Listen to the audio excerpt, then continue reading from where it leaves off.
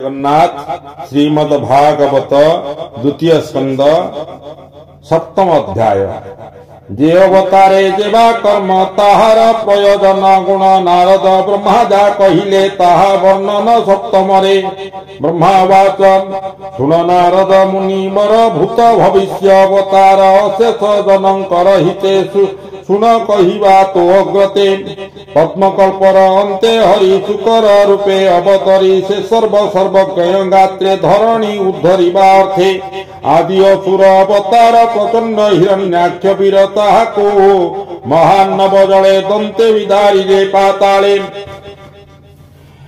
वज्रे जे सने वज्रधर हेले विदारे महीधर से पुणी ऋषि घरे जन्मिले आकुति उदरे। सुजज्ञ रूपे अवतरी दक्षिणा गर्भे बीज भरी। सर्वदेवंक जात कले त्रैलोक्य भय निर्बारिले। मनुजे ब्रह्मार नंदन तेणु से हेले हरि नाम। कर्धम ऋषि गृहे पूर्वे जन्मिले देवहूति गर्भे। तांक संगते नव नारी जन्मिले दिव्य रूप धरी। से जन्मे जननीर दुख देखी संदय पद्ममुख आत्मार गति माता आगे।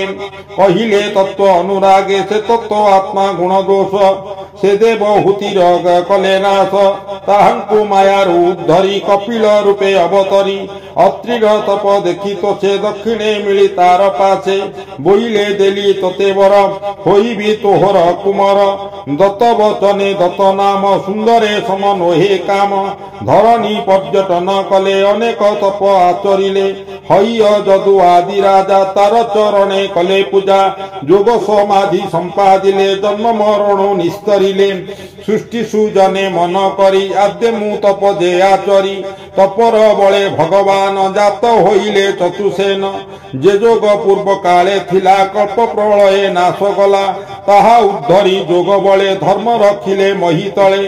दक्ष कुमारी गर्भे हरि धर्मर बीर्जे अवतरी। से दक्ष कन्या मूर्ति नाम सर्व सुंदर अनुपम। तार उदरु पूर्व कल्पे जन्मिले नारायण रूपे। नर स्वरूप नर नाम सर्व सुंदर पुण्यधाम। निश्चल तप जोग ध्याने बसिले बदरिकाश्रमे। अति दुसह तप घोरे इंद्रिय कंपिला स्वर्गपुरे। तक्षणे अपसरा कणे मिलिले बदरिका बने। दिव्य सुवेश नाना रंगे आसी मिलिले उपभंगे। तही उर्वशी रूप देखी लाजे होइले अधोमुखी।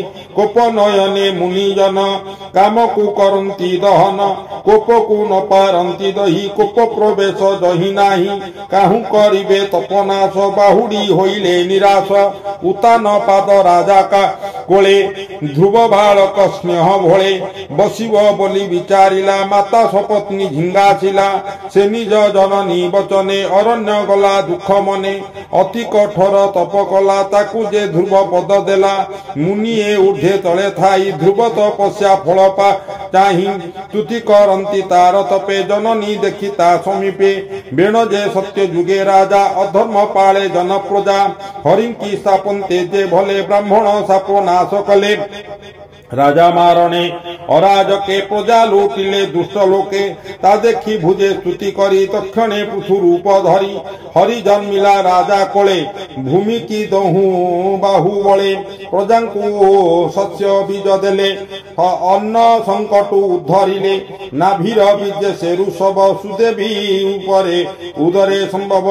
कपटे जड़ रूप धरी सकल जोग साध्य करी। परमहंस मुनिगणे नमंती जाहार चरणे। शेषोच्च संत